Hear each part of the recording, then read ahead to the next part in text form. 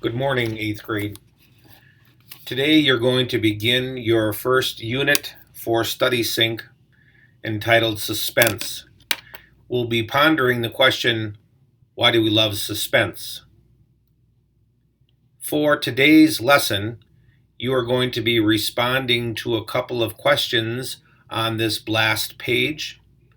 Those of you who were here last year in the 7th grade will remember that this is divided into a couple of different sections.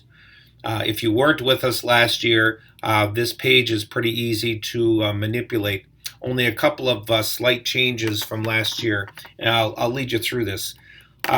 First of all, respond to this Twitter form question, why do we love suspense? Put your response here. Again, because it's in Twitter format, you have 140 characters in which to respond. That includes any spaces, dots, dashes, punctuation that you might use. The second part of this page is responding to a poll.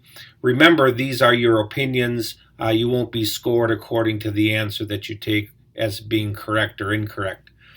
The third part of this page is a number, and this number relates to something from this short article. You may want to wait on clicking on this question mark to reveal what 272 refers to until after you read the article.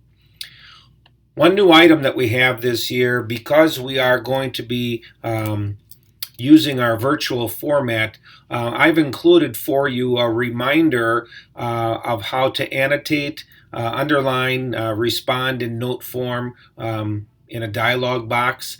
This is a little bit different than last year. If you click this pull-down tab, there are instructions included in here which will permit you to do some of those diagrams or some of these annotations and underlinings that you may have been familiar with last year, but you can do them in a little different form.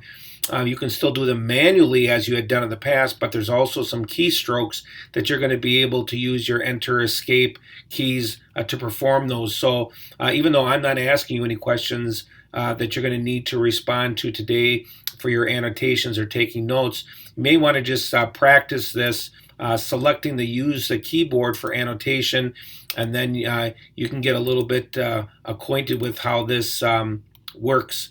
Remember, up above here is the number tab. You click on the number and it numbers the sentences and paragraphs as they're found in the article. Another new feature this year is you're going to notice that there are some dots here, and they're described as areas.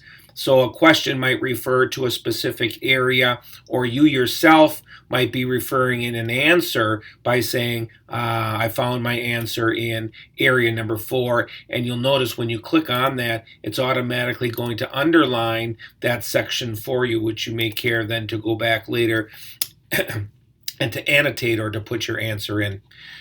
When you finish responding to these two questions, when you read this short article and find out to what this number crunch refers to, and when you had an opportunity to play around a little bit with this annotation new section that's found this year, simply go to the bottom of the page and submit.